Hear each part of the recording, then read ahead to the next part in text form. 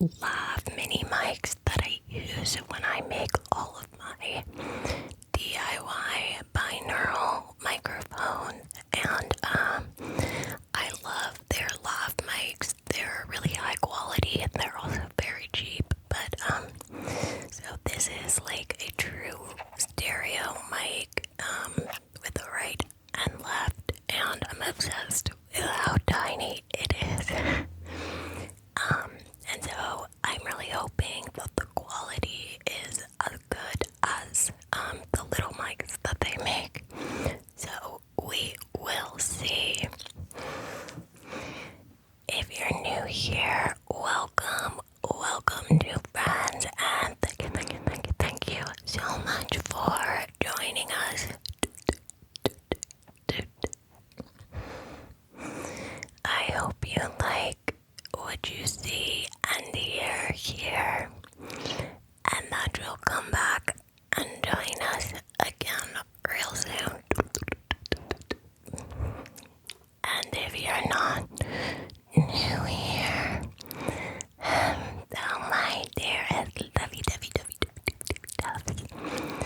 as always, I am so happy to be here with you, my loves. And so, without further ado, let's get started with the video. So, yeah, I'm just gonna ramble a little bit about some life stuff, some personal, not, nothing juicy, but, so, let's see, not last night, but the night before, I was doing, my little yoga practice, in my TV room, and, I went in to do, like, a bind pose. If you're familiar, you do yoga, you might know, I went to do birds of paradise, which is like, sometimes you'll see gymnasts do something similar.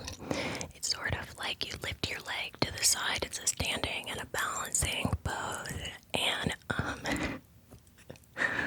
my partner, like, distracted me and asked me a couple of questions, and, I fell over. Like, the fall wasn't bad, but because I was, like, in a bind and I had my leg up, like, the fall wasn't bad, but, I don't even know how to explain it. Like,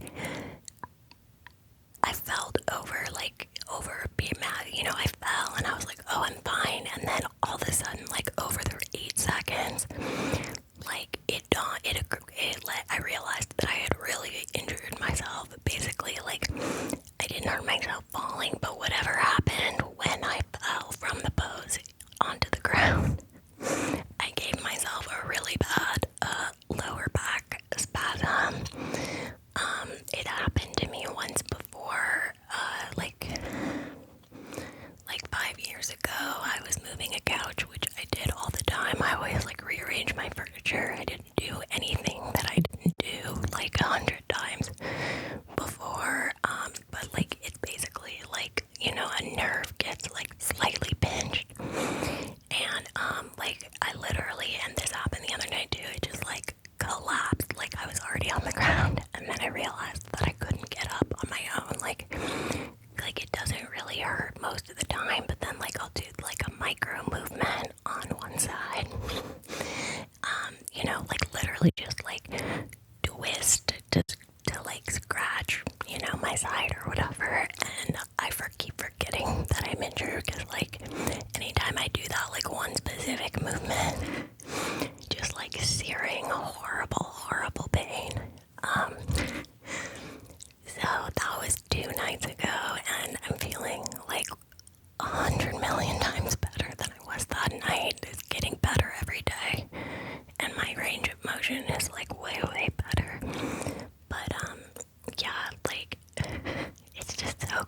day. Because, like, again, it wasn't something that, like, I do yoga all the time. I do, like, balancing poses like that all the time, but whatever happened, like, whatever micro movement happened in my, like, in my hip, basically, totally, like, sent my back into spasms. So, anyway, I'm totally fine, but, I just, like, it's just kind of crazy. It's been, like, a real, I don't know, like, just kind of a reminder of, like, my fragility. I mean, all human fragility, like, just one of those things where, like, you know, I'm a pretty active person. You know, I'm constantly, like, climbing things and moving furniture, and just, like, you know, I really do take my physical body and my physical ability for granted a lot of the time. And it was like, it's just been like a very humbling experience and a reminder not to take my physical ability for granted in the way that I do. Yeah, because it's just like so crazy, because I'll be sitting for like a while watching TV or something, and then I'll just like turn a little bit in just the wrong way, and just like shooting searing pain. You know, of course, that I'm just like super unused to, so, and then it's also just kind of weird because it actually feels way better when I'm like standing or walking than when I'm sitting or lying down. But like when you do get back spasms, you know, rest is kind of the only thing that you can do. So I've been trying to do that the last few days, but it's like definitely not easy for me to do. I get bored easily, and as I said, I'm like pretty active, so it's been challenging, but the best part about the last couple of days, or I should say, pretty much the only good part has been that I have been rewatching all of Game of Thrones. Which, like, I watched it all when it was first on, and I think maybe I even went through the series one other time a few years ago, but it's been a while. Like, I definitely remembered almost nothing about like the intricate plots and stuff. I started watching that the new Game of Thrones, House of Dragons, and like I just realized that I had forgotten so much about like all the families and like the lineages and like, you know, the map of Westeros. And so I was like, oh, I'll just go back and watch it, especially since I'm gonna be laid up for a few days. So that's been pretty fun, and I'm getting, because I've forgotten like so much about it. Like, I feel like I'm getting to enjoy it and like geek out on it again. You know, which like, so whenever I have like a show that I'm like obsessed with, often like once I finish the series, I'll just go back almost immediately and rewatch it all again. Which is kind of stupid of me, because the better thing to do if I really liked it that much would be to like wait 5 years, right? Like to not watch it immediately, because when I watch it immediately after I've already just watched it, then it really like sticks for me, and I never really get that like new and exciting first time viewing experience again. But I because I didn't do that, like I watched the first time I watched Game of Thrones, like was when it was like actually on, but coming out one episode a week for years. So which I actually feel like, I don't know, I would be very curious to know what y'all actually remember shows better when they do come out like one episode per week, because I don't know, but like when I binge stuff, I like literally can't remember anything as soon as it's over.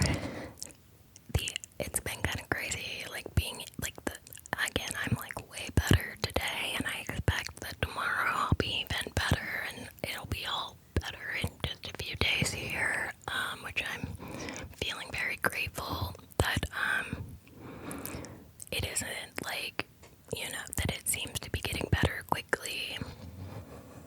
But it's just so funny because I've been feeling like such an old person, like I straight up like terribly injured my hip, like an old woman. Not that there's anything wrong with that, no judgment in any way, but it just really like has I don't know, it's just like definitely been something that's like a unique experience. I'm pretty sure like when it happened to me the last time when I was moving the couch, I think that it was pretty much the same situation, that it got better pretty quickly, but honestly I don't remember it hurting the way that it has this time. I mean, it obviously hurt quite a bit at the beginning, but like that first night that I hurt myself this time, like I was straight up couldn't move on my own, like I couldn't get out of a chair or bed, like pretty much at all on my own, or like at least I would have to like do it in a really like roundabout way. It took me a long time to like get up and stuff. Yeah, so it's just been very humbling, and like I'm kind of glad that I had the experience, because I feel like it's really cemented what I already know to be true, which is just that like I need to every day, I need to stretch, I need to do yoga, I need to like have a physical practice where I'm just like, keeping my body strong and loose. I definitely I have a lot of like tension. I carry a lot of my like stress in my body. I'm kind of like a clenchy person. Like no one else can notice it, but like I notice it whenever I do like a meditation or something like that. Like I always notice like just what a difference it is when I like deeply breathe and intentionally relax. I can like straight up feel like how all of my muscles are relaxing, and like it feels abnormal to me to like have my muscles all relaxed like that, which it shouldn't be that way. That should be my natural state, that's what a healthy body should feel like. Yeah, I'm not really entirely sure what that's about, but I'm definitely working on it. And yeah, the last few days, like it's just made me way more like mindful and present. So in a lot of ways, that part of it has been a bit of a gift. So the other thing that's sort of on my mind right now, because I was just looking at my YouTube account analytics, I just uploaded a new ear eating, no talking video today, and I noticed immediately a couple of things. First of all, it's like my number one viewed video in the last 10 videos that I've uploaded, which pretty much always happens. Ear eating, I guess, is like a really popular ASMR genre, and every time I do a no talking ear eating video, like it always does the best viewership wise. But I did notice that my monetization is like set to limited, and basically it's like ad suitability. YouTube is basically saying that they think that there is something inappropriate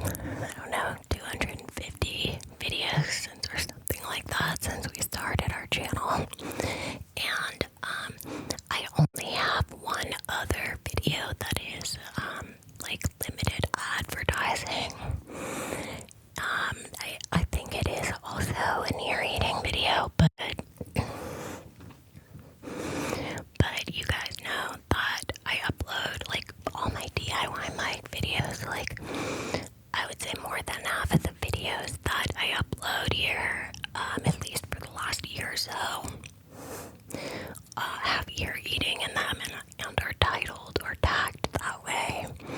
But like all my DIY mic stuff like is totally 100% on for advertising. It's just like very strange to me how the algorithms like work and decide like what's appropriate and what's not. And the only thing I can really think of is that this time I did tag a couple artists that I know do like quite a bit of like ear eating exclusively. And that's new. I don't usually do that, but I thought I'd try it out just because like I'm always like very curious and like kind of experimenting with what YouTube, how YouTube's gonna show my videos, because it does change so regularly and it's hard to figure out for sure. So anyway, it's just kind of interesting to me. So far, I have actually listened a little bit to this microphone in post-production, or I shouldn't say post-production. I didn't do like a bunch of actual editing of the audio. I just like listened to playback, and it sounded pretty good to me. And right now it's sounding really good to me. So I'm just very open. I think I might have found a really good cheap microphone. Again, this is only a $25 microphone.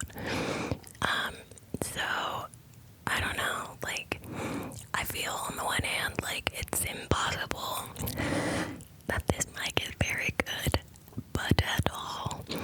And yet on the other hand, so far it sounds like it's even picking up my like micro, like the clicky micro mouth sounds, which I personally like a lot. And that's always one of my worries. Like a really great microphone in post-production, like you can edit the crap out of it and it will still retain all of that, like all of that dynamic range and those little natural sounds that you want. So we'll see. I have a feeling that it's gonna be pretty good. I usually, like on Amazon, whenever I buy literally anything on Amazon, I pretty much won't buy anything that has less than 4.5 stars reviews, unless, with the exception being like if it's something really rare or strange, or like when I buy like silicone ears for my mics and for my DIY mics and stuff, like most of those they usually have only about like 4-star ratings, just because people are using them for different purposes, you know. But yeah, I'm pretty stoked. I'm crossing my fingers, but I will be so stoked if this microphone sounds as good in post as it does right now. Because if you come here regularly, you'll know that it is my golden quest, or whatever. I'm 𝗲𝗠𝗖𝗂𝘁, looking always in search of like a tiny microphone with right and left stereo imaging. Just cause like I kinda hate having to use 2 mics, and like I have the Rode pair that I have is definitely the best mic situation that I've had so far, because they're small enough, but it's always just a drag to film and set up the shot when I'm dealing with 2 microphones. It's just not as easy, so I'm like really hoping that this one